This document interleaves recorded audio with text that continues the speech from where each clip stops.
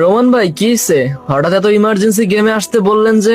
আমার প্রয়োজন আছে দেখেই তোমার গেমে আসতে বলছি। যাই হোক, বেশি কথা বলবো না, যেগুলা জিজ্ঞাসা করব সেই কথাগুলোর আনসার দিবা শুধু। আচ্ছা ভাই বলেন। আই হাই, রিহানের ভয়েস টোনই দুপুরা চেঞ্জ, রিজন 100 এর আইডিতে খেলে।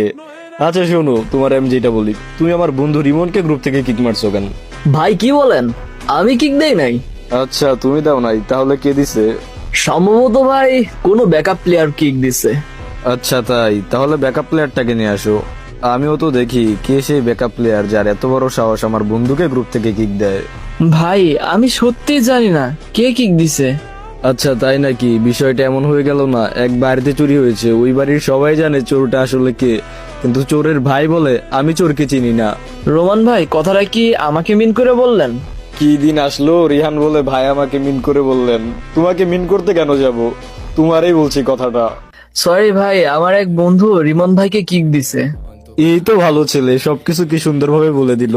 এখন ভাল লাগতেছে, মনে হচ্ছে উপর থেকে মেসেজ দিচ্ছে তোমারে আইডিতে খেলতে দিবে না।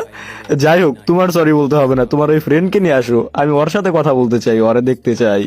রোমান ভাই এখনই কি নিয়ে আসতে হবে? না, আজকে আর নিয়ে আসা লাগবে না, ভিডিওর থার্ড পার্টও তো বানাইতে হবে নাকি। আর হ্যাঁ শোনো, আজকে থেকে এই আইডি রিজন বুশফ। কেন ভাই? তাহলে তো আইডি রিজন 100 থেকে নেমে যাবে। আবার বলো কেন? তোমাকে বলতে হবে এর কারণ কি?